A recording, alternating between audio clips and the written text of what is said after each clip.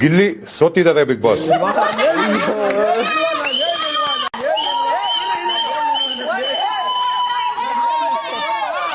Hello hello, Bigg Boss ಮನೆಯಿಂದ ಹೌದು big boss college principal ಮಾತಾಡೋದು.